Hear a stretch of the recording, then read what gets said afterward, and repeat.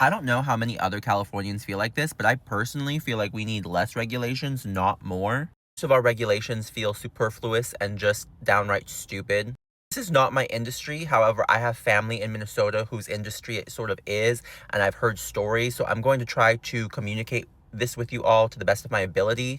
Some of my family are farmers, and one person in particular owns like a fleet of big trucks, like tons of big trucks. He doesn't do anything in California. However, he knows people in California and they talk, yada yada. This might have been a few years ago now. There was like some sort of EV initiative on like the big truck. People that drove trucks in California had to jump through like hoops to continue driving their truck. Had to like pay for modifications to like make it EV acceptable. And then that was only good for like 1 or 2 years. And then it's like, no, like that's not good anymore either. You need a completely new truck. Mind you, these trucks are like hundreds of thousands of dollars. They can't even resell the truck that they have in the state of California. They have to like sell it out of state because it's basically worthless in California to get some new EV approved truck. Have no fear. A lot of people do just go down to TJ to get their gas, which is way worse than ours and stinks. That's fine.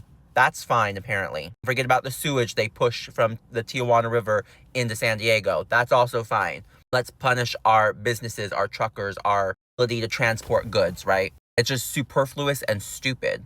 Again, I'm not as knowledgeable on this as, say, other members of my family are. I just happen to be listening to a story of, like, my great uncle talking about, like, oh, like, I know people in California, it's tough out there, yada, yada, yada. Listening to it, and I was like, how stupid of California's government, honestly.